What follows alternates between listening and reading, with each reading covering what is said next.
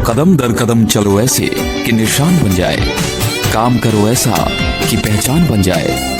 जिंदगी तो सब काट लेते हैं, मगर जिंदगी जियो ऐसे कि मिसाल बन जाए।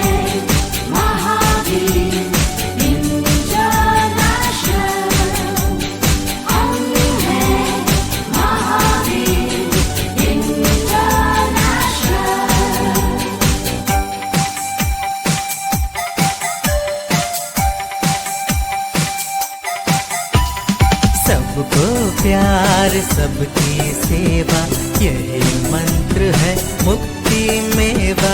सबको प्यार सबकी सेवा। पूरे भारतवर्ष में 350 से अधिक सक्रिय शाखाएं तथा 10,000 से ज्यादा सक्रिय समर्पित कार्यकर्ताओं की टीम द्वारा अविरत सेवा कार्यों में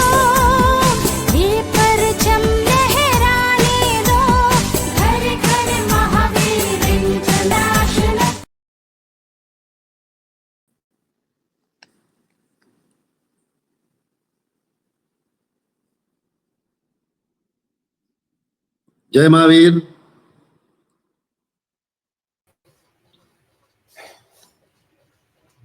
महावीर इंटरनेशनल के गोल्डन जुबली वर्ष में फेसबुक लाइव पर आज हम एक ऐसी शख्सियत से रूबरू होने जा रहे हैं जिन्होंने न केवल पूरे देश में बल्कि अंतरिक्ष वैज्ञानिक के रूप में पूरे विश्व में अपनी सफलता का परचम फहराया है।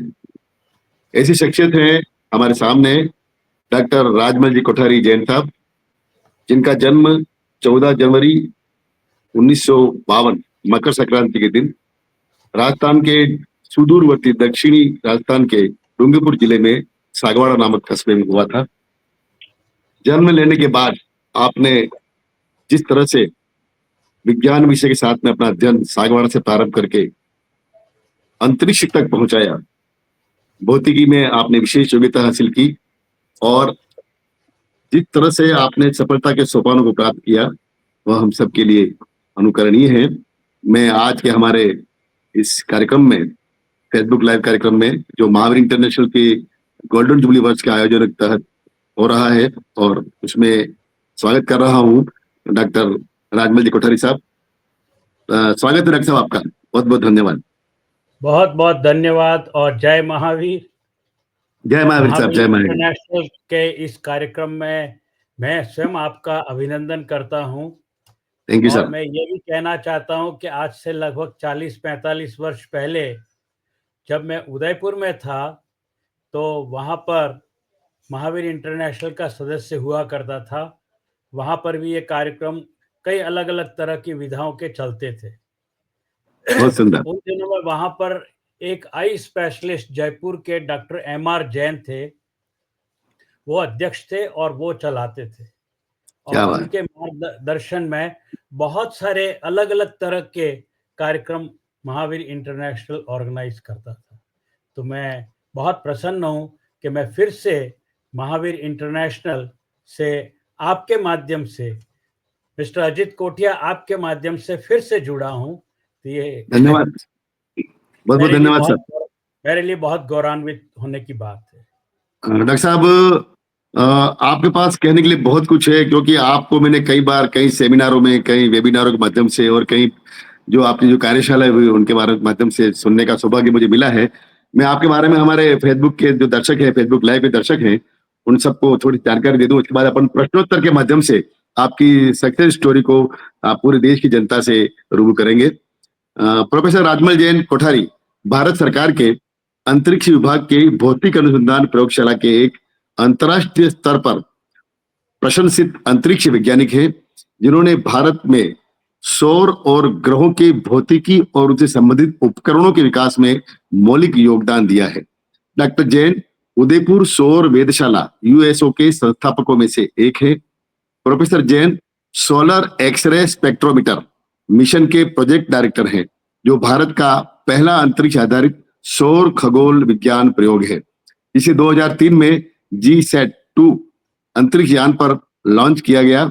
वह चंद्रयान, मंगल और आदित्य मिशनों के लिए विचारित कुछ प्रयोगों के प्रधान अन्वेषक भी रहे हैं। उन्होंने जमीनी और अंतरिक्ष आधारित प्रयोगों के लिए कई उपकरण बनाए, वो भारत के पूर्व राष्ट्रपति डॉक्टर एपीजे अब्दुल कलाम और पूर्व चेयरमैन इसरो भारत के प्रोफेसर यूआर राव के गुड बुक्स में भी रहे। प्रोफेसर जैन ने भौतिक अनुसंधान प्रयोगशाला अंतरिक्ष विभाग भारत सरकार में अंतरिक्ष भौतिकी में पीएचडी की है। उन्होंने अंतर्राष्ट्रीय समीक्षित पत्रिकाओं में 120 से अधिक शोध पत्र प्रकाशित किए हैं। उन्होंने 8 पीएचडी छात्रों को मार्गदर्शन दिया है और वर्तमान में दो छात्र उनके सुपरविजन के तहत पीएचडी के लिए काम कर रहे हैं। उन्हें सोलर कोरोना में लोहे यानी Fe और निकल Ni की खोज के लिए संपूर्ण विश्व में बहुत जाना जाता है। डॉक्टर कोठारी साहब ने 100 से अधिक देशों की यात्राएं की हैं और विभिन्न मंचों पर भारतवर्ष का प्रतिनिधित्व किया है आपने। प्रोफेसर राजमल जैन 2005 से सामाजिक सुधारक, शिक्षा शास्त्री, शैक्षणिक सलाहकार के रूप में कार्यरत हैं ताकि छात्रों को उच्च गुणवत्ता युक्त शिक्षा के लिए प्रेरित किया जा सके। वह हर साल हजारों छात्रों को समाजों, संस्थानों और विश्वविद्यालयों द्वारा आयोजित व्याख्यानों, परामर्श, संवाद कार्यक्रमों के जरिए मार्गदर्शन करते हैं ताकि रोजगार उन्मुख पाठ्यक्रमों को बढ़ावा दिया जा सके। वर्तमान में वह विभिन्न इसरो, ISRO परियोजनाओं और स्टार्टअप्स के लिए प्रसिद्ध सलाहकार हैं।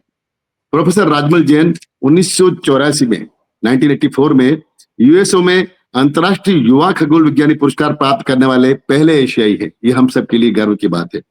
आपने 1996 में भारत सरकार के मानव संसाधन विकास मंत्रालय द्वारा सार्क देशों के संसाधन व्यक्ति पुरस्कार से सम्मानित किया गया।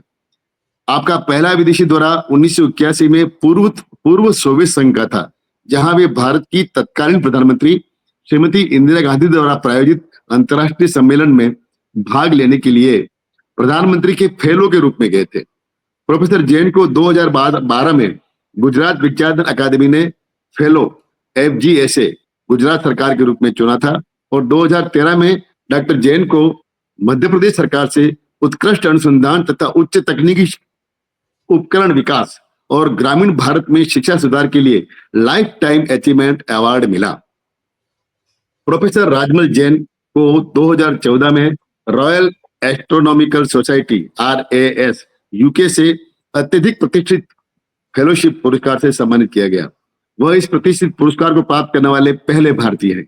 यह हम सब के लिए गर्व है कि ऐसी शख्सियत से हम आज रूबरू हो रहे हैं और यह पुरस्कार उन्हें सूर्य के बाहरी वायुमंडल में लोहे और निकेल की खोज के लिए मान्यता के रूप में मिला था। यह खोज भारत के लिए एक महत्वपूर्ण उपलब्धि थी। हाल ही में 2023 में उन्हें शंखेश्वरपुरम विज्ञान तीर्थ ट्रस्ट नजदीक पालीताना गुजरात द्वारा लाइफ टाइम अचीवमेंट अवार्ड जीवन पर्यंत उपलब्धि पुरस्कार से फिर से सम्मानित किया गया, जो विज्ञान और जैन धर्म पर उनके व्यापक शोध कार्य और संबंधित प्रकाशनों के लिए मान्यता के रूप में है। डॉक्टर राजमल जैन कोठारी साहब ने प्राचीन जैन ग्रंथों, जिन्हें आगम के रूप में जाना जाता है, उन पर वैज्ञानिक दृष्टिकोण के संदर्भ में बहुत महत्वपूर्ण शोध कार्य किए हैं। उन्होंने अंतर्राष्ट्रीय पत्रिकाओं में कई नवीन शोध लेख प्रकाशित किए हैं और आपने जैन धर्म के इतिहास और वैज्ञानिक पहलू पर 2 पुस्तकें प्रकाशित की हैं। वह विश्व के कई जैन विद्वानों और छात्रों को जैन धर्म का शिक्षण दे रहे हैं। वे जैन धर्म को नए दृष्टिकोण से प्रस्तुत करने के लिए विश्व भर में व्यापक रूप से जाना जाते हैं। ये थी संक्षिप्त जानकारी जो मैंने पढ़ी डॉक्टर राजमल जैन साहब के सामने के सम्मुख। लेकिन ये कुछ भी नहीं है। अभी हम जब बातचीत करेंगे तो ऐसे इनके जीवन के अनछुए पहलू भी हमारे सामने आएंगे, जहां पर उन्होंने हिमालय की कंदरों में यात्रा की थी और किस तरह से कुछ खोजों को उन्होंने बताया था। एक इनका पूरा हमने गढ़ी पत्तापुर में एक प्रोग्राम करवाया था, एक सेमिनार करवाया था और एक बागीदरा में सेमिनार हुआ था और एक फेडरेशन ऑफ हुमर जैन समाज का अधिवेशन था महाराष्ट्र में, वहां पर उनका रात्रि में कार्यक्रम हुआ था, लाइव शो हुआ था। उसको देखकर मैं अभिभूत हूँ। सबसे पहले डॉक्टर साहब आपका हार्दिक स्वागत एक बार पुनः, और हमारी पूरी टीम की ओर से, जो हमारी गोल्डन जुबली की टीम है उसकी ओर से आपको हम अपने बीच में पाकर के और फेसबुक पर लाइव पाकर के हम गौरवान्वित महसूस करते हैं। डॉक्टर साहब आपसे बातचीत का सिलसिला में शुरू करूं उससे पहले मैं जानना चाहता हूं कि आप एक छोटे से गांव, एक छोटे से कस्बे में पले और आपकी मम्मी का नाम मुझे याद नहीं आ रहा, आप बताएंगे भी, उन्होंने किस तरह से आपका पालन पोषण किया, किस तरह से आपको स्कूल का एजुकेशन किया और किस तरह से आप वहां से आगे बढ़ करके सफलता के मार्ग पर बढ़े, इसके बारे में हमारे दर्शकों को जानकारी प्रदान करें। जी, सबसे पहला अहम प्रश्न और सभी को जानना चाहिए, एक लौह महिला कह सकता हूँ, मेरी जो माँ जिसका नाम था श्रीमती धनकौर बा, और उसने उस ज़माने में वो 5 क्लास पढ़ी हुई थी, जबकि पूरे गाँव में कोई ऐसा पढ़ा लिखा इंसान भी नहीं था। लेकिन उसका उद्देश्य ये ज़रूर था, जबकि हमारी परिस्थिति बहुत गरीब परिस्थिति थी, यानी इतनी गरीब परिस्थिति मैं कह सकता हूँ कि मैं स्वयं जब 5वीं से 7वीं 8वीं क्लास तक था, तो घर के अंदर जो छोटा-सा बाड़ा था, उसमें पपीता के जो पेड़ लगते थे, तो पपीता को बेचने के लिए मैं सिर पे उठा के उनको मैं लेके जाता था, और उससे जो पैसा आता था, प्लस जो थोड़ी बहुत घर में अपनी माँ जो मेहनत करके और कमा लेती थी, तो उससे घर चलता था। लेकिन उसका जो उद्देश्य था, उस उद्देश्य को एक मैं जो है माइलस्टोन मानता था, क्योंकि वो चाहती थी कि विज्ञान के क्षेत्र में, क्योंकि उसका ऑब्जेक्टिव जो है, गोल है, वो बहुत क्लियर था कि मुझे विज्ञान के क्षेत्र में ही आगे बढ़ना है, और विज्ञान के क्षेत्र में जितनी ऊंचाई तक जा सकूं उतना मुझे आगे जाना है। इसलिए मैंने विज्ञान का क्षेत्र चुना था। विज्ञान के क्षेत्र में फिर मैंने विशेष करके अप्लाइड फिजिक्स के अंदर ही मास्टर्स किया था, उदयपुर से, सुखाड़िया यूनिवर्सिटी से किया। लेकिन बाद में मेरा भाग्य अच्छा था, जहाँ मेरी माँ का आशीर्वाद था, मेरी नानी का आशीर्वाद था, वहीं श्रीमती इंदिरा गांधी का भी आशीर्वाद था। तो मुझे ये हुआ कि फिजिकल रिसर्च लेबोरेटरी, जो आजकल अब अपन इसरो के नाम से भी जानते हैं, इंडियन स्पेस रिसर्च ऑर्गेनाइजेशन की यूनिट है, अंतरिक्ष विभाग, डिपार्टमेंट ऑफ स्पेस की, तो उसमें सीधा पीएचडी करने के लिए मुझे एक अपॉर्चुनिटी मिल गई। और मेरी जो पहली टास्क, कहिए, जब मैं स्टूडेंट था 23-24 साल का, जब मेरा ये प्रवेश हुआ पीएचडी के लिए, तो पहली टास्क फतेह सागर, उदयपुर के अंदर फतेह सागर झील के अंदर एक टेलीस्कोप बनाने का जो है वो इसरो ने टास्क दिया, और वो मैंने 4-5 साल में पूरा किया, जो अपने आप में, अगर आप सब जानते हो, उदयपुर सोलर ऑब्जर्वेटरी पूरे विश्व के अंदर जो है उसका बहुत बड़ा नाम है। सूर्य को सीधा अंदर, सूर्य के भीतर क्या होता है उसको देखा जा सकता है।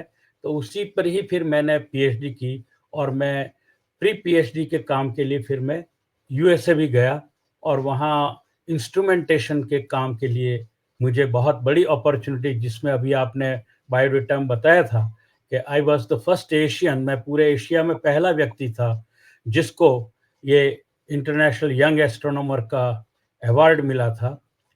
और उस अवार्ड के तहत मैं वहाँ पे गया था, और मैंने इंस्ट्रूमेंटेशन यानी उपकरण बनाने की जो कलाएं हैं, अलग अलग सेंसर्स बनाए जाते हैं, तो जो हर एक इंस्ट्रूमेंट का हार्ट होता है, वो वहाँ सीखा था। मैं अगर 1 मिनट और एक बात बताना चाहता हूँ, अगर आप सभी श्रोता सुनना चाहते हो तो। बिल्कुल बिल्कुल। जब मैं वहाँ पर यूएसए में, जब मेरा ये जिस इंस्टीट्यूट के सैक्रामेंटो पीक ऑब्जर्वेटरी के वहाँ हिल्स के अंदर मेरा काम चल रहा था, तो वहाँ मेरा जो गुरु था, मेरा जो प्रोफेसर था, वो चाहता था कि कुछ नई टाइप के इंस्ट्रूमेंट की कला मैं सीख करके वापस भारत जाऊं, और उसमें बायोसेंसर्स जो विश्व में प्रसिद्ध नहीं थे, जाने भी नहीं जाते थे, और उसको सीखने के लिए वहाँ से जो रेगिस्तान एरिज़ोना करके है, वहाँ पे बलून बॉर्न, उस जमाने में सैटेलाइट वगैरह की बातें नहीं थी, बलून छोड़े जाते थे, तो बलून बॉर्न एक्सपेरिमेंट्स होते थे। तो जिस प्रोफेसर के पास लेके गए, वो प्रोफेसर से बातचीत हुई, लेकिन मैंने ये पूछा कि आप किस तरह का एक्सपेरिमेंट पे ये कार्य करना चाहते हैं, तो उन्होंने बताया कि मैं हवा के अंदर, वायु के अंदर सूक्ष्म जीव हैं, इसकी खोज करने के लिए ये इंस्ट्रूमेंट बलून से ऊपर उठा करके भेजूंगा। तो मुझे आश्चर्य हुआ, अरे इसको करने की क्या जरूरत है? मैं तो बहुत यंग था, इतना ज्यादा समझदार नहीं था। मेरे मुंह से, मुझे ये भी नहीं पता कि अमेरिकन लोगों से कैसे बात की जाती है, तो मेरे मुंह से निकल गया, क्योंकि मैं जैन हूँ, तो जैन दृष्टि के हिसाब से मैंने कहा, अरे साहब, इस एक्सपेरिमेंट को करने की क्या जरूरत है? क्यों मिलियंस ऑफ डॉलर्स खर्च कर रहे हैं? ये तो पहले से ही पता है कि वायु में तो सूक्ष्म जीव है ही, वो तो बहुत नाराज हो गया मेरी इस बात के ऊपर, यहाँ तक लाल पीला हो गया कि वो अगर उसका बस चलता तो मुझे उठा के बाहर फेंक देता।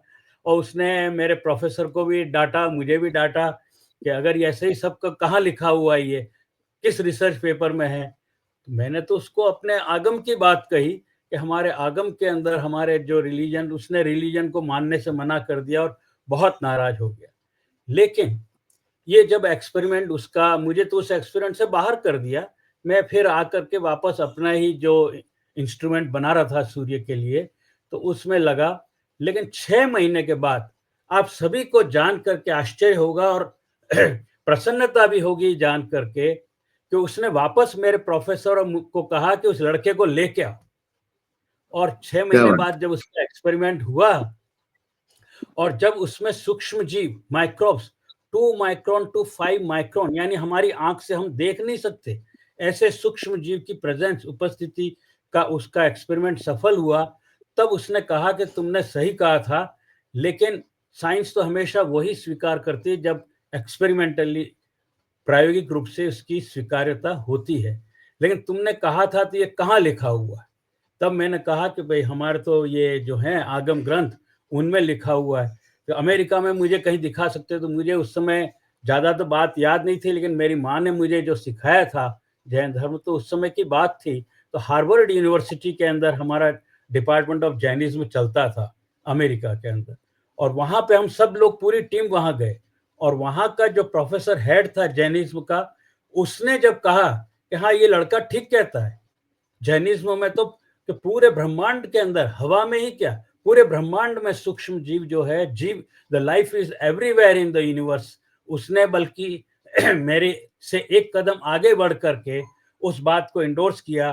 तब उसकी एकदम से उसने जो है, डिलिन नाम था उसका साइंटिस्ट का, उसने मुझे गले लगा लिया और कहा कि Rajmal you are right, that it is already known, but everything please remember that we have to prove experimentally, theoretically we can never say so। तुम्हारी बात तो सही है, लेकिन उसके बाद उसने वापस फिर से मुझे जो है सेंसर्स के डिवीजन में फिर से जोड़ा और कहा कि लड़का बहुत इंटेलिजेंट है, इसको मुझे जरूरत है इसकी, इसको दीजिए, मैं फिर से नए एक्सपेरिमेंट में इसको लगाऊंगा। तो ये एक वाकया था जो पहली बार मतलब जो है अमेरिका के अंदर मैंने यूँ कहिए कि जैन धर्म का डंका बजाया।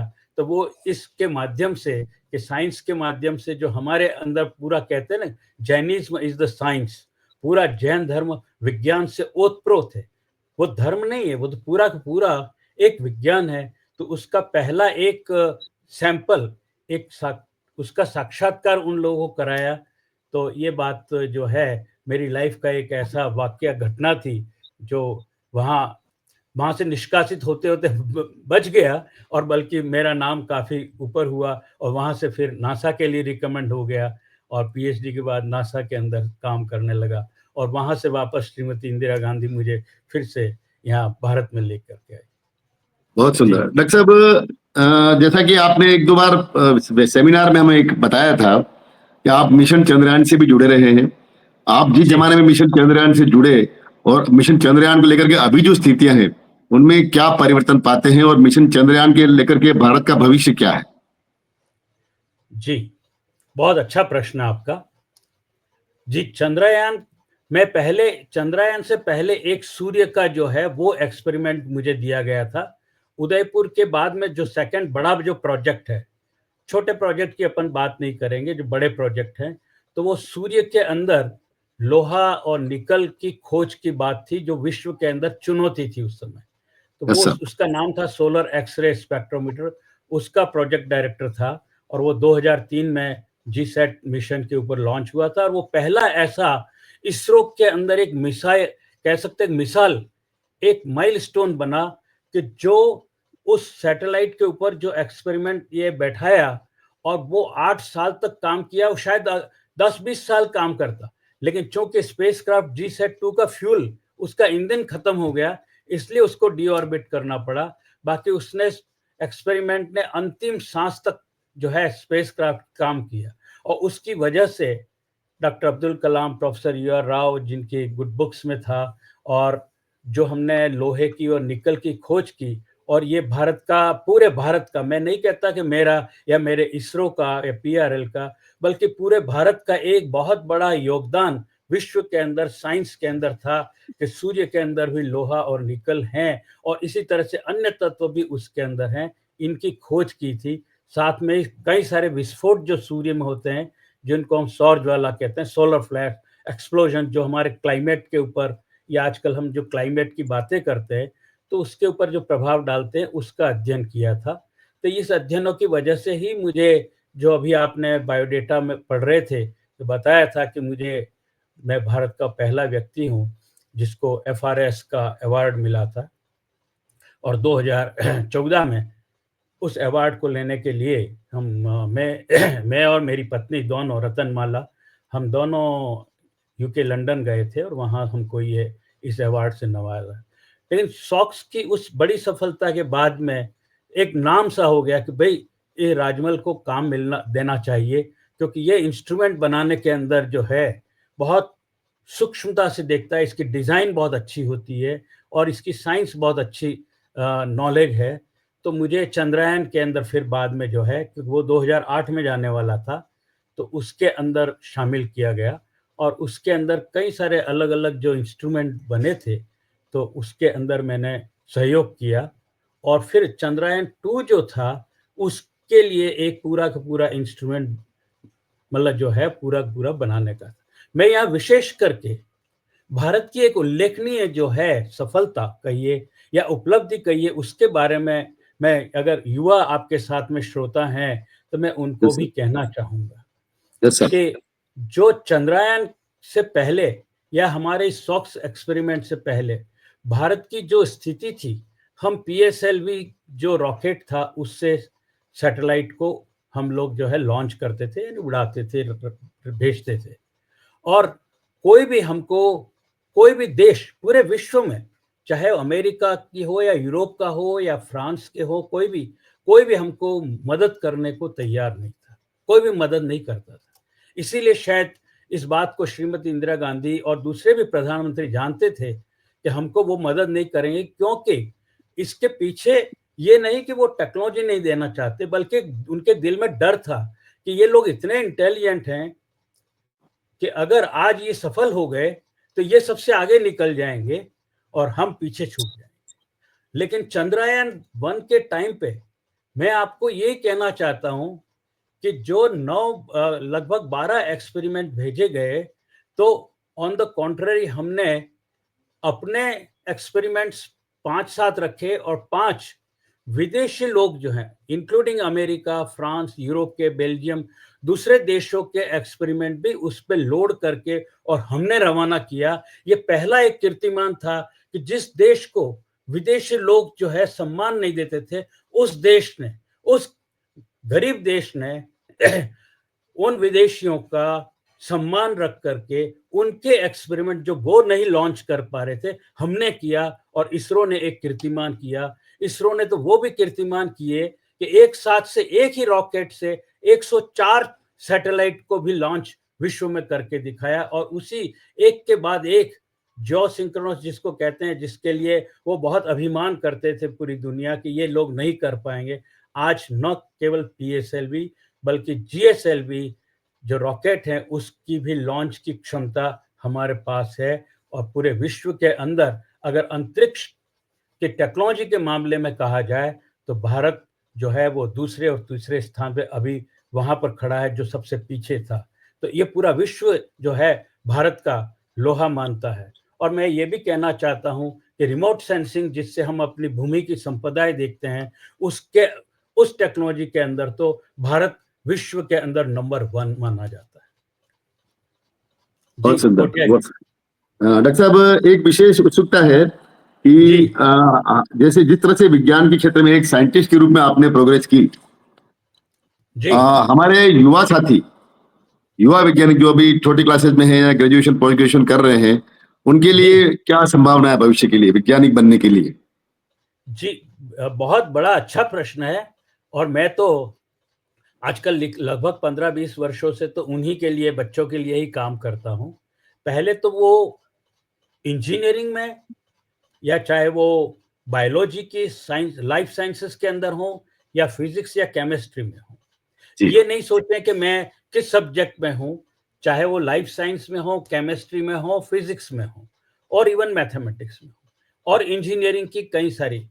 इसरो के अंदर कई सारी संभावना और प्रचुर संभावनाएं, बहुत सारी संभावनाएं। वो अपने इंजीनियरिंग के क्षेत्र में अपनी क्षमता दिखा सकते हैं।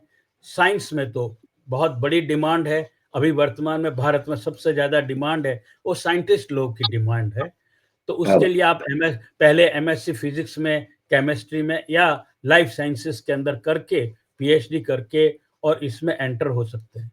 देखिए astrophysics, space physics, space chemistry, space biology, astrobiology, यानी जो जितने साइंसेस हमारे धरती के ऊपर हैं उतनी ही साइंसेस हम अलग अलग ग्रहों पर अप्लाई करनी है। यानी चंद्रमा पर भी अप्लाई करनी है। जैसे चंद्रमा के ऊपर अभी वायुमंडल नहीं है तो क्यों नहीं है, उसकी स्टडी करनी है। मंगल ग्रह जो है तो उसके ऊपर हम कैसे पौधे लगा सकते हैं, कैसे जीव की उत्पत्ति वहां पर की जा सकती है। तो एस्ट्रोबायोलॉजी या स्पेस बायोलॉजी का सब्जेक्ट बहुत इंपॉर्टेंट है, उसके साइंटिस्टों की जरूरत है। हम चाहे लाइव आदमी भेजें, एस्ट्रोनॉट भेजें या रोबोटिक भेजें, लेकिन हमें बहुत सारे एक्सपेरिमेंट्स करने हैं। अब जहां तक आपने एक प्रश्न पूछा था मुझे कि चंद्रमा से रिलेटेड अभी भारत की क्या जो है संभावना है, व्हाट आर द पॉसिबिलिटीज। तो भारत जो है चंद्रयान 3 की सफलता के बाद में अभी जो रोड मैप है, तो हम लोग चंद्रमा को और एक्सप्लॉइट करना चाहते हैं और उसकी खोज करके उसके जमीन में क्या तत्व है। अभी हमको जब पता लगा था चंद्रयान 3 से कि भाई उसके अंदर सल्फर भी है, जो अभी तक पता ही नहीं था कि उसके अंदर सल्फर है, और सल्फर हमारे शरीर के लिए बहुत आवश्यक एलिमेंट होता है। ऑक्सीजन है, पानी की है वहाँ प्रचुरता, कितने हाइड्रोजन है, तो सभी तरह की लेकिन जमीन के अंदर है। और उस जमीन के अंदर से उन चीजों का उपयोग करके हम क्या नई टेक्नोलॉजी कर सकते हैं। दूसरा, वह हवा है ही नहीं, तो हवा नहीं होने का क्या लाभ ले सकते हैं। तो ये युवा वर्ग को सोचना है, युवाओं को सोचना है। तो जो 6 से 10 तक के बच्चे हैं, मैं उनको मोटिवेट करना चाहूंगा कि आप अपना भविष्य देखिए कि आप इसमें स्पेस साइंस में कहाँ कहाँ क्या फिट हो सकते हैं, क्या नई उपलब्धि कर सकते हैं। जैसे वहां वायु नहीं है, तो मैं आपको एक उदाहरण देता हूं कि हम वहीं से ही सैटेलाइट को लॉन्च कर सकते हैं। हमारा खर्चा कम आएगा, हमारे जो है दूर तक जाना भी नहीं पड़ेगा, है ना। बहुत सारी संभावना है। तो वहां पर इस तरह से हम आगे के दूसरे जो ग्रह हैं और ऐसे भी ढूंढ सकते हैं। जरा सा जैन लोग जो कहते हैं कि सभी जगह जीव हैं और यहाँ तक कि मनुष्य भी हैं, तो मनुष्य हैं, अगर जीव हैं जिनको हम एक्सोप्लैनेट कहते हैं, तो ऐसे कहाँ कहाँ हैं, अगर उनसे क्या बातचीत हो सकती है, या वो लोग क्या हमसे ज्यादा इंटेलिजेंट है, ये भी तो हो सकता है ना। हमें कभी अपने आप पे तो घमंड करना ही नहीं चाहिए। हमारा जैन धर्म तो यही बताता है कि हमें अपना अभिमान नहीं करना चाहिए। हम ये विचार करना चाहिए कहीं ऐसा तो नहीं कि हमसे भी ज्यादा इंटेलिजेंट लोग हैं और वो जम्बू द्वीप का कोई हिस्सा हो सकते हैं। तो ऐसी बहुत सारी संभावना है। अंतरिक्ष में बहुत सबसे ज्यादा संभावना है। मैं आपको एक अच्छी अपॉर्चुनिटीज की भी बात करना चाहता हूं युवाओं के लिए। प्रति वर्ष, एवरी ईयर, जो इसरो है वो 300 वैज्ञानिक और इंजीनियरों को मिलाकर के प्रतिवर्ष नौकरी देता है। 300 से 500, और एक्सेप्शनली जो अलग बड़े ऊंची क्वालिटी के साइंटिस्ट हैं उनको अलग से ही अपॉइंटमेंट मिल जाता है। तो वो आप इंटरनेट पे देखें, अगर आपने एमएससी पीएचडी कर रखी है या इंजीनियरिंग बीटेक एमटेक कर रखी है, तो आप वहाँ देखें। फिर एक आपका मतलब हमारे यहाँ इसरो का इंटरनल एग्जाम होता है, जिसमें तो 5-10 हजार 20 हजार लोग बैठते होंगे, लेकिन उसमें से 400-500 को क्वालिफाई किया जाता है क्राइटेरिया के हिसाब से, कोई बेईमानी नहीं होती है। और फिर इंटरव्यू के लिए बुलाया जाता है। उस इंटरव्यू के बाद में 300 से 400 लोगों को सेलेक्ट किया जाता है और उनको जॉब दिया जाता है। ये, और वो इसलिए भी अभी ज़्यादा से ज़्यादा इम्पोर्टेंस है, जैसा मैंने बताया कि अभी इसरो को अभी बहुत आगे अगले 50 सालों का जो रोड मैप है, उसमें पूरे विश्व में हमको बहुत कुछ करके दिखाना बाकी है और हमें अपनी ताकत को जो है, उनको दूसरों को भी दिखाना है, नए-नए आइडियाज़ लगाने हैं, नए इंस्ट्रूमेंट बनाने हैं, तो ये सब करना है, बहुत कुछ अपॉर्च्युनिटीज़ हैं। If you want sometimes I can give a talk on career opportunities in space science and technology. हमारे जैन धर्म के महावीर इंटरनेशनल के थ्रू भी किया जा सकता है, एक वेबिनार ऑर्गेनाइज किया जा सकता है और चाहे जैन हो अजैन हो सभी बच्चों के लिए ये कार्यक्रम आयोजित किया जा सकता है। धन्यवाद। थैंक यू अजीत जी। हाँ डॉक्टर साहब, थोड़ी देर पहले आपने जिक्र किया था जम्बूद्वीप, तो अक्सर जैन दर्शन में, हिंदू दर्शन में और अन्य दर्शनों में भी जम्बू क्षेत्र, भरत क्षेत्र, आर्यखंड ऐसा बोला जाता है। ये हमारे जम्बूद्वीप जो है या जम्बू क्षेत्र या आर्यखंड है, उसके परे भी अंतरिक्ष में और कोई इस तरह की व्यवस्था होगी क्या, हो सकती है क्या?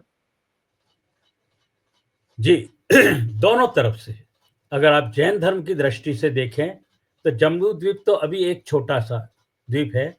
हमारा जैन धर्म में जो ब्रह्मांड है उसको 3 हिस्सों में बांटा गया है। ऊर्ध्व लोक कहते हैं, मध्य लोक कहते हैं और अधोलोक कहते हैं। मैं ज़्यादा विस्तृत परिभाषाओं में नहीं जाऊंगा, लेकिन आपके प्रश्न के नज़दीक रह करके तो मध्य लोक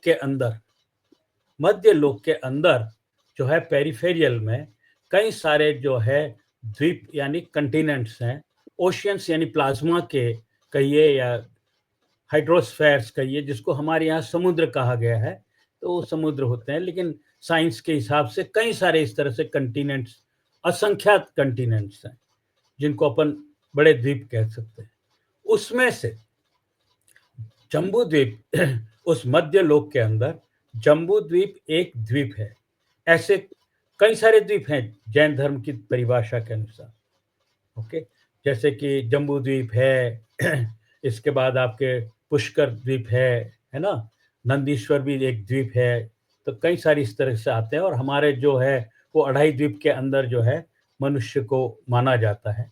लेकिन अभी बहुत मैं कई जगह प्रवचन देने जाता हूं और चंद्रयान 3 का जब एक्सपेरिमेंट हुआ और चंद्रयान 3 ने जब चंद्रमा की सतह पर पांव रखा, जब उतरा और हमने एक्सपेरिमेंट्स किए, तो कई सारे साधु संत, आचार्य और दूसरे धर्मों के आचार्य भी और हमारे जैन श्रावक श्राविकाओं ने भी कई बार ये प्रश्न पूछा कि चंद्रमा पर तो उतर ही नहीं सकते, चंद्रमा पे जा ही नहीं सकते। तो मैं थोड़ा सा आप सभी को, ये अजीत जी ने बहुत अच्छा प्रश्न पूछा है, तो मैं एक बात क्लियर करना चाहता हूँ। सबसे पहले तो आप ये समझें कि ये पूरा जो जम्बू द्वीप है, उस जम्बू द्वीप के ऊपर की साइड पे, एक साइड पे ऊपर सूर्य है और दूसरी साइड पे चंद्रमा है। इसी तरह से उसके नीचे अपोजिट साइड, चंद्रमा के अपोजिट साइड पे चंद्रमा है और अपोजिट साइड पे सूर्य है। ये जम्बू द्वीप के सूर्य और चंद्रमा कहलाते। फिर से एक बार अंडरलाइन करें, 2 सूर्य और 2 चंद्रमा जम्बू द्वीप के हैं। किसके? जम्बू द्वीप के। और अब इस जम्बू द्वीप को अगर आप देखें तो उसके उत्तरी गोलार्ध में ऐरावत क्षेत्र है, मध्य में जो है वो विदेह क्षेत्र है और नीचे दक्षिण में, दक्षिण पूर्व की साइड पे भरत क्षेत्र है। फिर से बराबर समझ ले, ऐरावत नॉर्थ में, इक्वेटर के ऊपर विदेह क्षेत्र और नीचे साउथ के अंदर भरत क्षेत्र है। और हम जिस सूर्य, चंद्रमा, ग्रह जिनकी बातें मैं करता हूं या हमारे यहाँ साइंस में जिनको कहा गया है, वो सब भरत क्षेत्र के अंदर की बात है, पूरे जम्बू द्वीप के लिए नहीं। फिर से अंडरलाइन बराबर समझ लें कि मैं जिनकी बात कर रहा हूं, जिस चंद्रमा पर साइंस की बात लोग या इसरो के लोग कह रहे हैं कि हम गए, वो भरत क्षेत्र का चंद्रमा, भरत क्षेत्र के ये जो सूर्य हम रोज सुबह देखते हैं जिससे धूप आती है, ये भरत क्षेत्र की बात है। वो जम्बू द्वीप के सूर्य और चंद्रमा नहीं, बल्कि जम्बू द्वीप का जो सूर्य और चंद्र, सूर्य हैं उनकी लाइन जोड़ें और चंद्र की लाइन जोड़ें, तो वो जहां इंटरसेक्ट करेंगी, वो लाइन जहां कटेगी, उसके जस्ट नीचे सुमेरु पर्वत हम जो कहते हैं विदेह क्षेत्र के बिल्कुल सेंटर में है, तो वो वहां पर होता है। तो अभी विदेह क्षेत्र ही हम नहीं गए, जब विदेह क्षेत्र साइंस नहीं, भारत क्षेत्र से बाहर साइंस तो नहीं निकली है, तो उसको ये पूछना कि सुमेरु पर्वत कहाँ है या जम्बू द्वीप के जो सूर्य चंद्रमा कहाँ है, तो ये बेईमानी होगी, क्योंकि वहां तो अभी साइंस गई नहीं। और साइंस तो उतनी बात करती है जितना साइंस ने देखा है। साइंस कोई बढ़ चढ़ के मतलब अभिमान में, घमंड में कभी कुछ क्लेम नहीं करती है। तो ये चीजें जो ओवर क्लेम नहीं भी होना चाहिए। तो आप समझिए कि अभी हम भरत, और क्यों बात कर रहा हूं, भरत क्षेत्र के अंदर ही लगभग 10 टू द पावर 4, 10,000 के आसपास, 10,000 से बल्कि 10 लाख इतनी आकाश गंगाएं भरत क्षेत्र के अंदर हैं। आप ये नहीं समझे भरत क्षेत्र छोटा है, बहुत बड़ा भरत क्षेत्र है। और एक आकाश गंगा के अंदर एक के बाद 11 लगाओ, इतने स्टार्स होते हैं, तारे होते हैं, ठीक है। बहुत बड़ा भरत क्षेत्र है। तो आप अनुमान लगाइए जम्बूद्वीप कितना बड़ा होगा, और उस हिसाब से अनुमान लगाइए कि ये मध्य लोक है वो कितना बड़ा होगा। जबकि मध्य लोक छोटा है, ऊर्ध्वलोक और अधोलोक तो और बड़े बड़े हैं। तो ये जो है, हमें जैन धर्म में जो बात कही गई है उसको भी समझना चाहिए, लेकिन अच्छी तरह से साइंटिफिक कॉन्टेक्स्ट में समझना चाहिए, क्योंकि वो सब जो लिखा गया है वो प्राकृत भाषा में लिखा गया, जिसको अर्धमागधी भाषा कहते हैं। भगवान महावीर ने जितने भी प्रवचन दिए, जितने भी दिए, वो कोई हिंदी में या संस्कृत में नहीं थे, वो सब अर्धमागधी प्राकृत के अंदर ही थे। और उसी में ही हमारा जैनों का लिटरेचर जो लिखा गया ओरिजिनली, वो प्राकृत के अंदर, अर्धमागधी के अंदर है। और वही science, that is the science, वो सारी साइंस है। चाहे षटखंडागम से लेकर के आप पुरुषार्थ सिद्धि उपाय तक देखो, मैंने सबको देखा है, पढ़ा है और आत्मसात किया है। जी, आगे का प्रश्न। बहुत सुंदर जवाब दिया है आपने डॉक्टर साहब। और वास्तव में मुझे गर्व है कि आपकी तरह में वैज्ञानिक तो नहीं बन सका, लेकिन मैंने फिजिक्स में एमएससी जरूर किया है। मेरा माइक्रो इलेक्ट्रॉनिक स्पेशलाइजेशन रहा है, लेकिन मैं बैंकिंग में मेरा अपना कैरियर बनाया।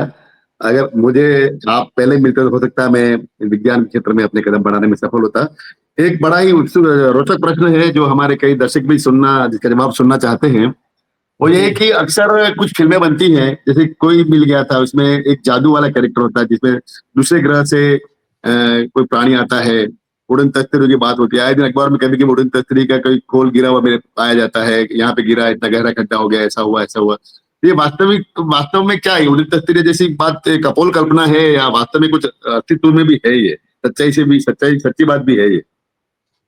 नहीं, हम लोगों के ही नहीं, केवल इसरो के नहीं, इसरो के तो अभी समझिए पिछले 10 सालों 15 सालों में हमारे सैटेलाइट्स बहुत ऊंचाई तक गए हैं, लेकिन उससे पहले भी बहुत दूसरे देशों के, नासा के जहाँ मैं था, वहाँ उनके सैटेलाइट्स भी गए हैं। अपने रशिया के जो है उनके भी सैटेलाइट गए हैं। लेकिन ऐसा वास्तव में जो है ऑब्जर्वेशंस वाइज, एक्सपेरिमेंटली कोई ऐसी फ्लाइंग सॉसर जिसको आप उड़न तस्तरी कहते हैं, तो ऐसी मिली नहीं, या उसका ऐसा ऑब्जर्वेशंस रियल वे में नहीं हुआ। बल्कि एक दो बार जब मैं रशिया में काम करता था, जिसको सोवियत रूस कहते थे पहले जमाने में, सोवियत रूस के अंदर ही, तो वहां पर एक दो घटनाएं उन लोगों ने इसको रिकॉर्ड की थी। लेकिन जब उसका डेटा एनालिसिस लैब के अंदर किया गया, तो ये पता लगा कि वो तो प्लाज्मा, हम प्लाज्मा जानते हैं ना, ठोस, सॉलिड, लिक्विड, गैस और plasma. Plasma is the state of ionised gas, जिसमें इलेक्ट्रॉन और आयन्स होते हैं, तो वो एक गैस होती है। तो उस आयोनाइज्ड गैस का, या जैन धर्म के हिसाब से भी मैं कहूं तो आपने सुना भी होगा तेजस वर्गणा, तेजस है ना, तो तेजस is nothing but the plasma. Okay, तो ये जो है वो प्लाज्मा का जो कहिए ना गुब्बारा, एक तरह से ब्लॉब पूरा का पूरा बड़ा सा। तो जैसे हमारे यहाँ जब बारिश होती है तो आपने सुना वो गड़गड़ाहट होती है, तो क्लाउड बर्स्ट होता है जोर से, तो वो प्लाज्मा के इलेक्ट्रॉन्स आयंस जब कोलाइड होते हैं तो वो कई बार हम देखते हैं कि गड़गड़ाहट बहुत दूर तक चलती रहती है। तो इस तरह की चीज भी होती है, but that is the localised formation हमारे पृथ्वी के वायुमंडल में। लेकिन अंतरिक्ष में भी ऐसे ऐसे कभी कभी कई सारे होते हैं, और इसके पीछे का कारण होता है सूर्य के अंदर से जो चार्ज पार्टिकल्स जो हैं, आवेशित कण, ये इलेक्ट्रॉन, प्रोटॉन्स, आयंस वगैरह निकलते ही रहते हैं। तो जब वो इकट्ठे किसी एक जगह पे किसी कारण से, चाहे वो मैग्नेटिक फील्ड की वजह से इकट्ठे हो जाएं, तो वो खरबों खरबों की संख्या में, तो वो अपन को ऐसा लगता है कोई क्लाउड तश्तरी जैसी कोई चीज जा रही है, बट honestly स्पीकिंग अभी तक ऐसी कोई इंडोर्समेंट नहीं आई है एक्सपेरिमेंटली कि कोई उड़न तश्तरी देखी गई है। और ये अगर धार्मिक दृष्टि से भी देखा जाए तो शायद, क्योंकि पहले ये कहा जाता था भगवान महावीर के समय तक कि हम, जो मैंने अभी थोड़ी देर पहले आपको बताया था, ऊर्ध्वलोक, मध्यलोक और अधोलोक, तो भगवान महावीर के समय तक, ये खुद हमारे शास्त्रों में लिखा है, ये मैं अपनी तरफ से तो नहीं कह रहा और ना किसी साइंस में लिखा हुआ है, कि उस समय तक ऊर्ध्वलोक से जो है मध्य लोक के बीच में कनेक्शन होता था। यानी ऊर्ध्वलोक से देव जो है, अलग अलग तरह के देव होते हैं ना जो ऊर्ध्वलोक में माने जाते हैं, तो उनका आना जाना, उनका विमान जो है, जिसको हम वैमानिक देव कहते हैं, है ना, एरोनॉटिक गॉड जो होते हैं, वैमानिक देव कहा जाता है, तो उनका आना जाना चलता था, जिसमें हमारा ये भी कहा जाता था कि सौधर्म इंद्र है, वो बार बार तीर्थंकरों के समय पे आया करता था। तो उस समय के विमान को देख करके जो कहानियां थी, तो वो आज भी फिल्मों के अंदर उनके कैरेक्टर, उनके वो जो विमान थे, उस तरह की चीज़ों को उपयोग करके फिल्में बनाते हैं। वो एक अलग दृश्य है, अलग कहानी है। लेकिन भगवान महावीर के जो उनका निर्वाण हुआ, तो निर्वाण के पश्चात उन्होंने स्वयं ने ही कहा था कि अब इस ऊर्ध्वलोक से इस मध्य लोक के बीच में जो कनेक्शन है वो नहीं होगा, क्योंकि अब शीघ्र ही जो है वो 5वां आरा बोलते हैं ना अपन, 5th आरा, जो मुश्किल समय जो है वो आने वाला है। इसलिए वापस जब तक उत्सर्पणी काल में नहीं जाएंगे, अभी हम अवसर्पणी काल में हैं, तो जब तक हम उत्सर्पणी काल में फिर से जा करके तीर्थंकरों का उदय नहीं होगा, तब तक until unless at that time वो फिर से ऊर्ध्व लोक से मध्य लोक का कनेक्शन नहीं स्थापित हो पाएगा। तो अभी हम 5वें आरा और 6ठे आरा में तो सोच ही नहीं सकते, और पहला और दूसरा जो उत्सर्पणी का, उसमें भी नहीं सोच सकते। तो वापस वो तो काफ़ी हजारों साल की बात है, तो उसमें होगा। लेकिन इस बीच में जो इसरो ने या दूसरे देशों ने जो एक मॉडल तैयार किया है, जिसमें हम ये चाह रहे हैं कि आगे के हमारी पृथ्वी को छोड़ के, भरत क्षेत्र के इसको छोड़ करके अन्य ऐसे कहाँ प्लैनेट्स, एक्सो प्लैनेट्स हो सकते हैं जहाँ मनुष्य या मनुष्य जैसे जीव हो सकते हैं। मैंने भी इसमें काफ़ी काम किया है, क्योंकि मैं बायोसेंसर्स पे काम करता था, तो उनको हम एक्सो प्लैनेट्स कहते हैं। तो जैसे हम अभी चंद्रमा पे हमने कहा ना कि चंद्रयान 3 से कि पानी की उपलब्धि हमने किया ना, इंडोर्स किया कि हाँ सचमुच में पानी प्रचुर मात्रा में भरपूर साउथ की साइड में है, जहाँ साउथ में कोई गया ही नहीं, कोई देश नहीं जा पाया, ऐसी जगह पे भारत ने अपना सैटेलाइट उतार करके साबित किया कि बहुत प्रचुर मात्रा में जल।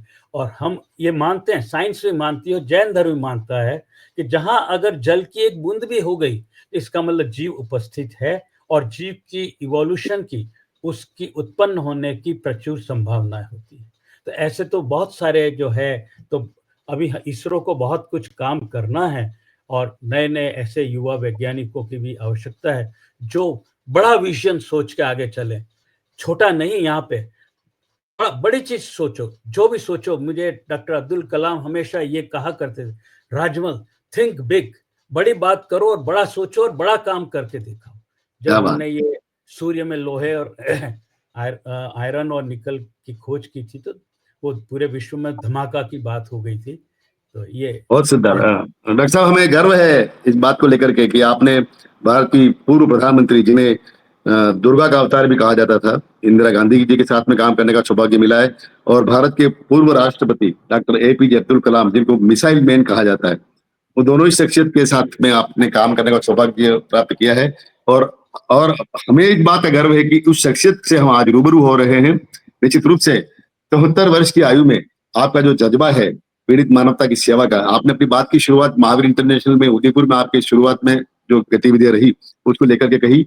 मैं हमारी पूरी टीम की तरफ से आपको आमंत्रित करना चाहता हूँ, 5 और 6 जुलाई को जयपुर में हमारा बिरला ऑडिटोरियम में एक बहुत बड़ा आयोजन हो रहा है golden jubilee year Mahavir international का। उसमें आप अवश्य पधारें। मैं उसका रजिस्ट्रेशन का लिंक भी भेजूंगा आपको, आप उसमें पंजीयन करके पधारेंगे तो हम सबके लिए गौरवशाली बात रहेगी। आज की बातचीत के दूसरे दौर में हम बातचीत करना चाहते हैं हमारे डूंगरपुर जिले से ही आप ही की तरह की एक शख्सियत जिन्हें भारत सरकार ने पद्मश्री दिया है। मूलचंद जी लोढ़ा साहब हमसे हमारे बीच में उपस्थित हो रहे हैं। मैं आमंत्रित कर रहा हूँ मूलचंद जी लोढ़ा साहब, आपका हार्दिक स्वागत और अभिनंदन।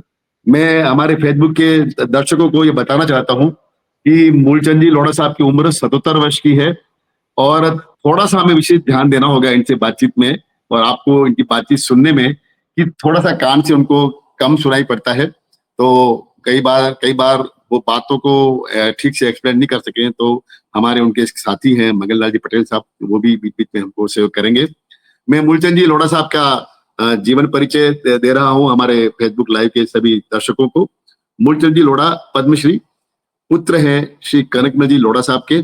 आपका जन्म 15 मार्च 1948 को राजस्थान के आमेर कस्बे में जो राजसमंद जिले में आता है हुआ था और पिछले 25 से 30 वर्षों से आप बांसवाड़ा डूंगरपुर में, मूल रूप से डूंगरपुर जिले में वनवासी क्षेत्र में काम कर रहे हैं।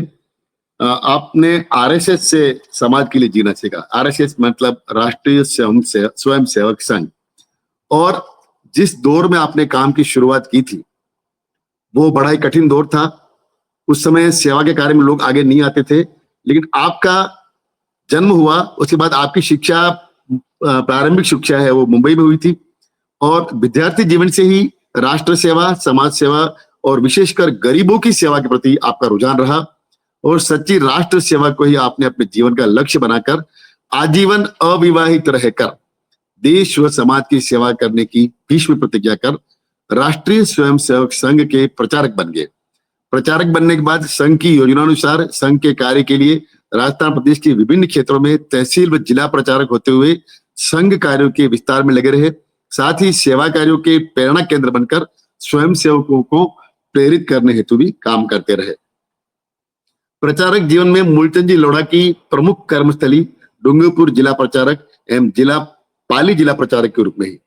डूंगरपुर जिला पूर्ण रूप से आदिवासी जिला होने से वहां के आदिवासी जीवन, उनकी गरीबी, संकटों और समस्याओं को निकट से देखकर उनका हृदय आदिवासी जनता की सेवा को आतुर हो जाता था।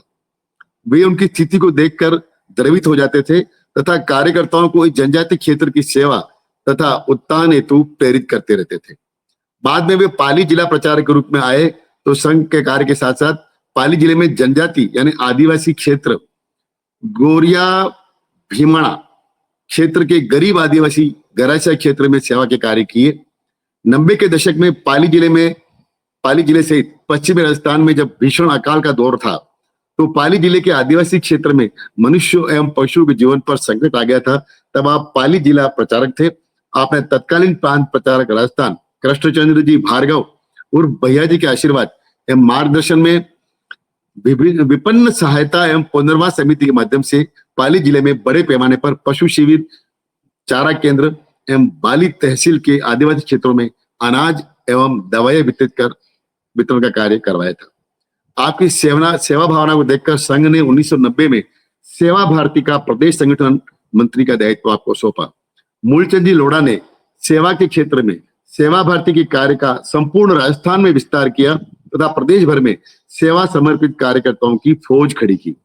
सेवा भारती राजस्थान आज भी राजस्थान का सबसे बड़ा गैर सरकारी सेवा संगठन है, जिसकी नींव के पत्थर मूलचंद जी लोढ़ा साहब हैं। मूलचंद जी लोढ़ा के बारे में बहुत कुछ जानकारियां हैं हमारे पास में और उनकी जो सक्सेस स्टोरी है उसको हम उनसे सवाल जवाब के रूप में प्रारंभ करेंगे। मूलचंद जी, मैं सबसे पहले आपको ये पूछना चाहता हूं, आप मेरी आवाज सुन रहे हैं साहब? मेरी आवाज सुन पा रहे हैं मूलचंद जी? जब भारत की राष्ट्रपति महामहिम द्रौपदी जी मुर्मू ने आपको कहा कि मुझे आपकी विशेष योग्यताओं के कारण से मैं आपको पद्मश्री सम्मान देते हुए स्वयं को गौरवान्वित महसूस करती हूं, उस समय आपको कैसा लगा? लोढ़ा साहब, आपकी आवाज नहीं आ रही सर। सर स्पीकर ऑन करें, मगन जी स्पीकर ऑन करें।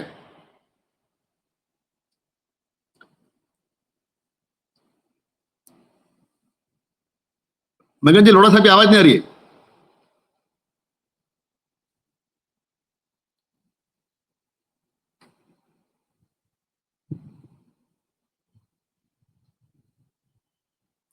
स्पीकर ऑन करें, स्पीकर। आप मेरी आवाज सुन रहे होंगे, स्पीकर ऑन करें प्लीज। माइक माइक ऑन करें, माइक।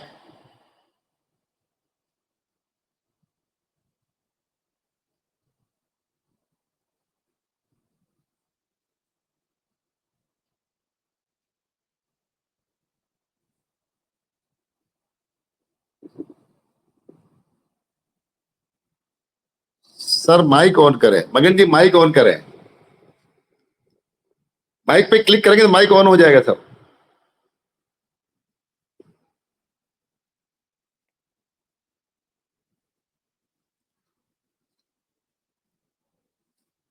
मुझे लगता है लोढ़ा साहब के साथ कुछ टेक्निकल प्रॉब्लम है।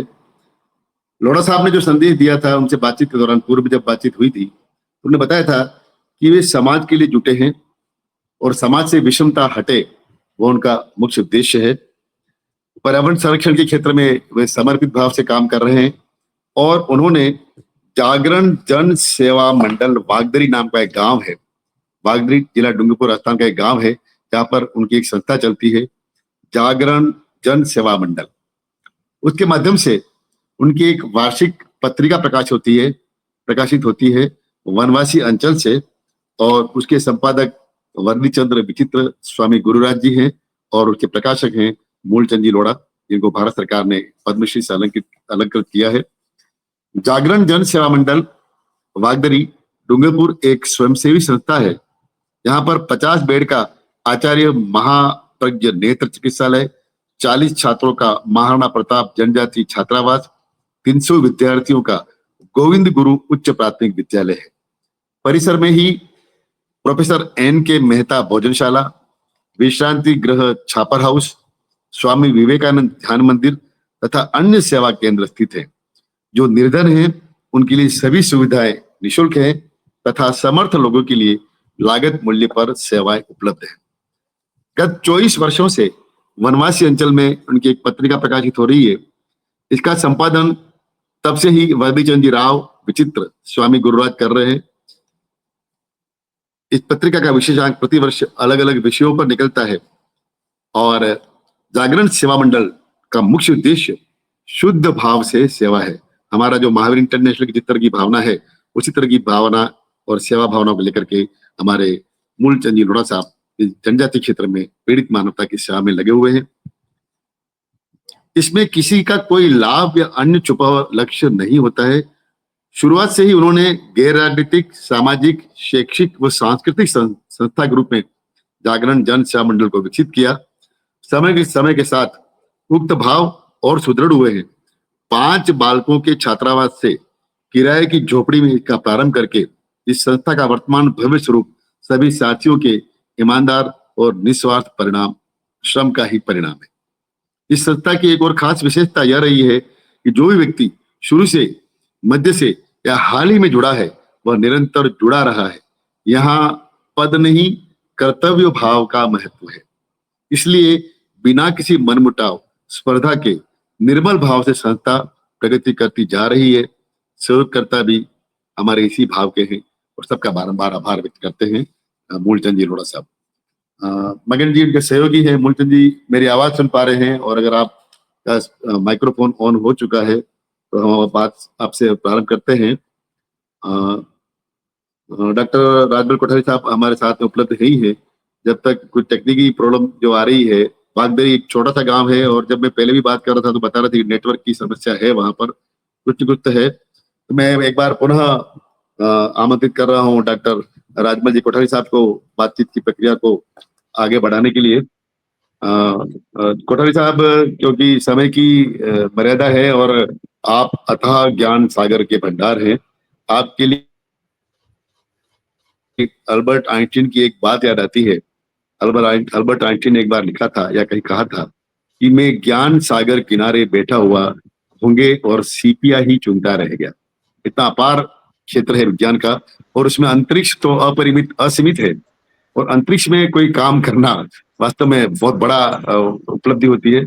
और बच्चे जब गांव में बच्चे गर्मी के दिनों में आंगन में सोते हैं तो आसमान के तारे गिनते हैं, तो उस समय दादी नानी की कहानियां हैं वो चंद्रमा की, और हमारे पुराणों में और वेदों में भी ये कहा गया है कि कृष्ण भगवान ने जब कहा था जीत पे आ गए थे माँ के साथ में।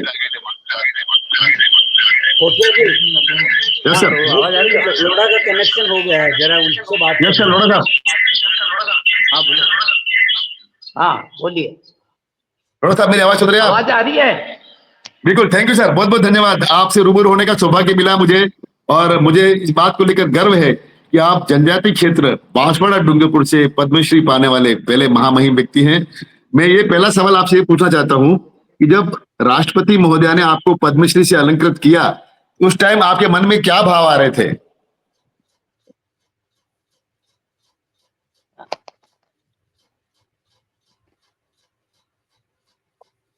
आवाज। राष्ट्रपति महोदया ने जब आपको पद्मश्री दिया, तब आपके मन में क्या भाव आ रहे थे? जी, ऐसा था कि सेवा का जो विषय है, मेरे को जब पूछा गया है कि आप पद्मश्री जाए, तो मैंने कहा इसका निर्णय आप करिए, इसका निर्णय मुझे नहीं है, क्योंकि मेरा एक जैसे बोल विषय सेवा, इसलिए वो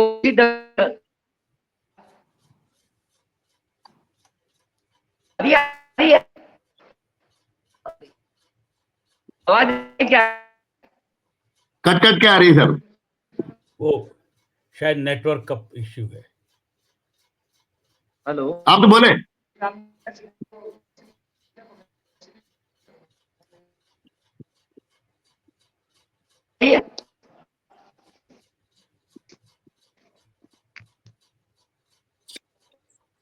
मगन जी, आवाज नहीं आ रही था आपकी।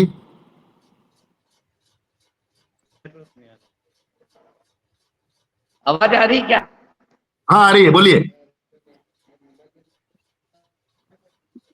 बोलिए सर, बोलिए, आवाज आ रही है। आपको पद्मश्री पाते हुए कैसा लगा?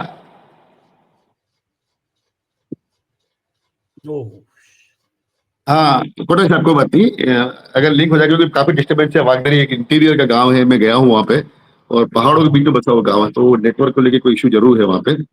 जी जी। तो मैं आपसे पूछ रहा था कि असीमित सीमा, कोई सीमा ही नहीं अंतरिक्ष की, उसमें अल्बर्ट आइंस्टाइन वाली बात भी कही मैंने। तो भारत ने जैसे चंद्रयान की परिकल्पना को तो साकार करने का प्रयास किया, और उसमें काफी हद तक सफल हुए हैं। आने वाले समय में भारत के जो वैज्ञानिक हैं, अंतरिक्ष वैज्ञानिक हैं, वो मंगल की तरफ भी रुख करने का प्रयास कर रहे हैं। तो उसके बारे में हमारे दर्शकों को थोड़ी जानकारी प्रदान करें कि मंगल के लेकर के, यात्रा को लेकर के भारत के वैज्ञानिकों का क्या प्लान चल रहा है। ये हमारे कई तरह के प्लान हैं वैसे, जिसमें मंगल ग्रह जो है उसका एक्सप्लोरेशन करना एक जो है वो उद्देश्य, कई उद्देश्यों में से एक उद्देश्य वो भी है। और विशेष करके मंगल के वहाँ पर ये है बहुत बड़ा पृथ्वी जैसा वायुमंडल तो नहीं है, लेकिन हाँ थोड़ा पतला पतला थीन एटमॉस्फेयर मंगल के वहाँ पर है। अब जो भी वायुमंडल वहाँ पर है, उसमें मनुष्य को ह्यूमन इवोल्यूशन की या मनुष्य को वहाँ स्थापित करने की क्या संभावना हो सकती है, या मनुष्य से पहले अगर हमें ज़रूरत पड़ी तो किस तरह के जीव को वहाँ पर जो है स्थापित किया जा सकता है, या उसकी उत्पत्ति के बारे में सोचा जा सकता है। ये एक अलग मतलब पॉइंट है, एजेंडा है। दूसरा ये कि वहाँ पर हम पहले पौधे, प्लांट्स वगैरह इत्यादि ऐसे जीव, यानी कहना चाहिए वो भी, क्योंकि जीव है, वनस्पति का जो जीव है, तो उसको उगाने का, उसको जो इवोल्यूशन का एक एजेंडा माइंड में है। और अगर ऐसा हो जाता है कि पेड़ लग जाते हैं, जंगल अगर हो जाते हैं, तो मनुष्य को लेके जाना ज़्यादा आसान भी हो जाता है, और ऑक्सीजन का मिलना भी आसान हो जाएगा। फिर से लोढ़ा जी आ गए हैं, लेकिन आवाज आएगी तब ना। सर आवाज आ रही है आपकी? मेरी आवाज सुन पा रहे लोढ़ा जी आप? और दूसरा जो है, हाँ, आपकी आवाज आ रही। हाँ बोलिए। एक पीड़ित मानवता की और गरीब जनता की सेवा करने की प्रेरणा आपको कहाँ से मिली?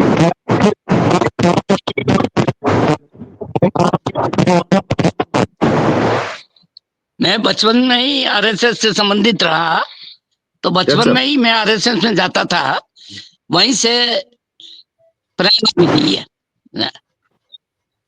बचपन में ही। तो आप ये मानते हैं कि सेवा कार्यों में विवाह करना बाधक होता है? हाँ, आवाज आ रही है? ऐसा तो नहीं है, व्यक्ति के ऊपर है। बिल्कुल। बाधक नहीं है, लेकिन अक्सर ये देखने में आया है, इच्छा पर है। बिल्कुल। लेकिन सर ये अक्सर देखने में आया है कि जितने भी देश में हमारे बड़े बड़े महापुरुष हुए हैं वो अविवाहित रहे, चाहे हमारे डॉक्टर अब्दुल कलाम, डॉक्टर एपीजे अब्दुल कलाम साहब, अटल बिहारी वाजपेयी साहब।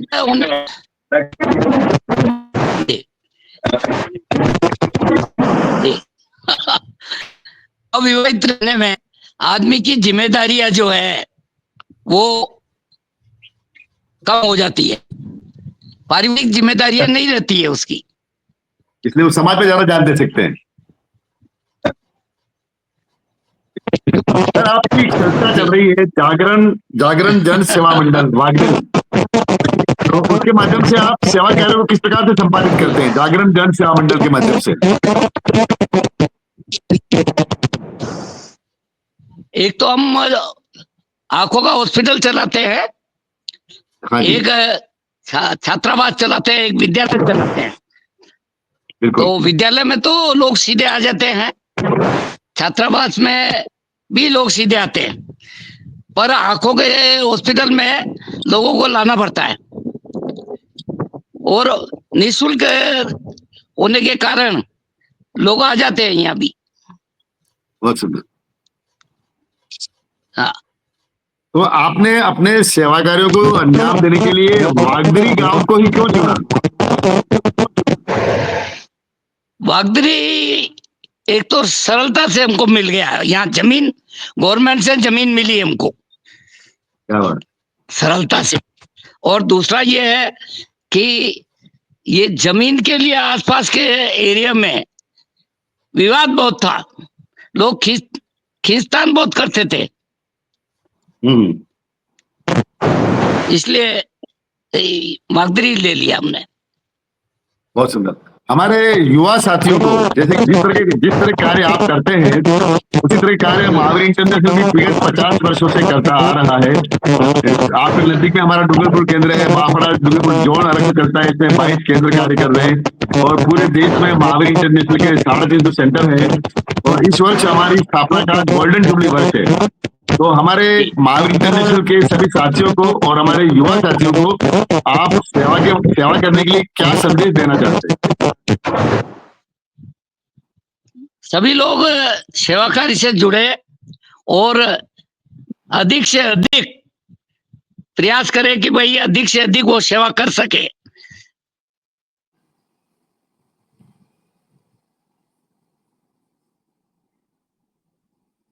वापिस डीलिंग हुआ है।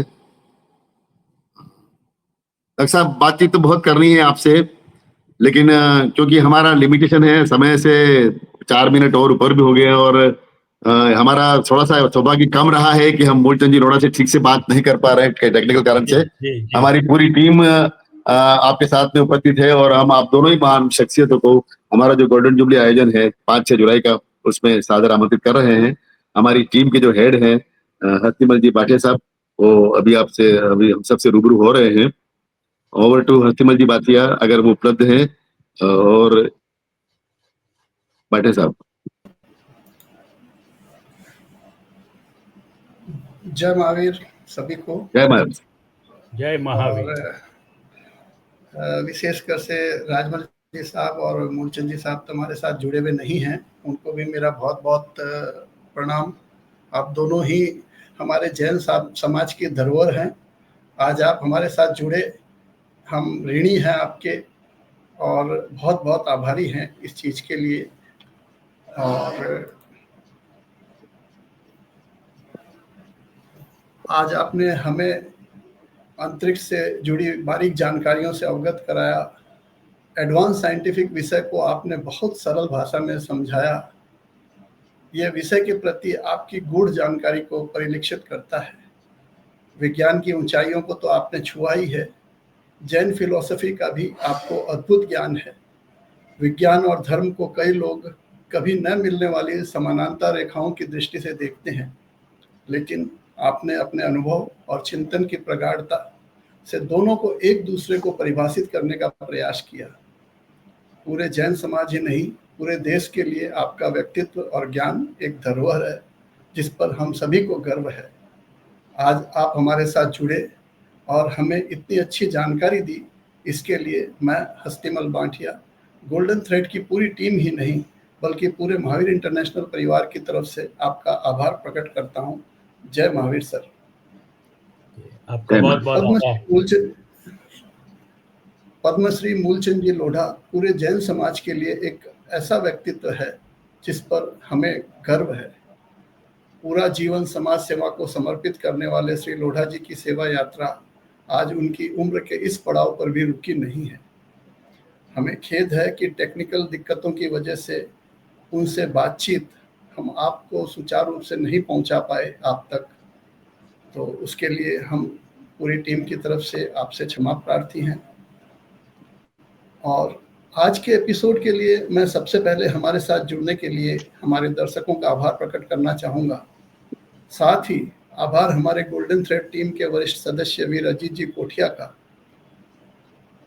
कि श्री राजमल जी लोढ़ा और पद्मश्री मूलचंद जी लोढ़ा को हमारे साथ जोड़ने और उनका इतना सार्थक साक्षात्कार लेने के लिए करना चाहूँगा। आभार प्रकट करने की श्रृंखला में यदि मैं हमारी बैक ऑफिस टीम और टेक्निकल टीम जिसमें उषा जी, अशोक जी, प्रकाश जी, नकुल जी का आभार न करूं तो ये अधूरा रहेगा, क्योंकि उनके ही अथाह श्रम और प्रयास के कारण हम आज इस गोल्डन थ्रेड कार्यक्रम को इतना अर्थपूर्ण और सफल कर पाए हैं। तो मैं पूरी टीम की तरफ से आप सभी का बहुत बहुत आभार प्रकट करता हूं। जैसे कि हमारी परंपरा है, हम पिछले एपिसोड से एक प्रश्न पूछते हैं और उस प्रश्न को हमारे दर्शकों द्वारा उत्तरित करना रहता है। तो आज का प्रश्न, अगर अलका जी जुड़ी हुई हैं या रश्मि जी जुड़ी हुई हैं तो कृपया आए, नहीं तो फिर मैं पूछता हूँ।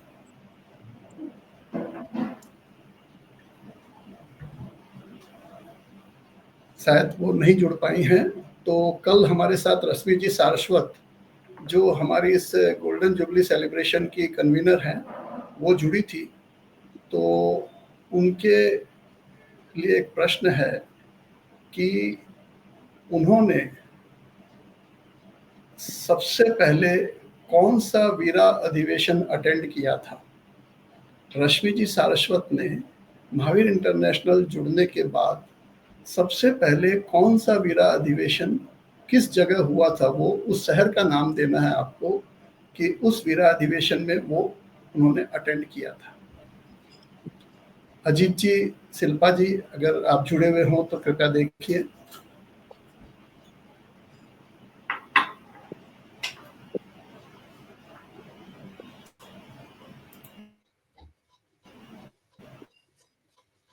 विनीता जैन का आ रहा है लुधियाना में। बिल्कुल सही उत्तर है। विनीता जी को बहुत बहुत बधाई, और सभी दर्शकों को और अजीत जी को एक शानदार संचालन के लिए, और राजमल जी साहब को फिर से बहुत बहुत धन्यवाद। और जय महावीर सर। जय महावीर सर। एक बार पुनः सभी का बहुत बहुत आभार, हस्तिमल जी साहब का और डॉक्टर साहब का और मूलचंद जी लोढ़ा साहब का। और हम कोशिश करेंगे एक बार फिर कभी आपसे रूबरू होने का मौका मिले, और आपको पूरी टीम की तरफ से हम आमंत्रित कर रहे हैं हमारे गोल्डन जुबली अधिवेशन में 5-6 जुलाई को जो हो रहा है जयपुर में, उसके लिए हमें स्वीकृति प्रदान करें। आपने समय दिया इसके लिए बहुत बहुत आभार, धन्यवाद। जय महावीर। जय महावीर।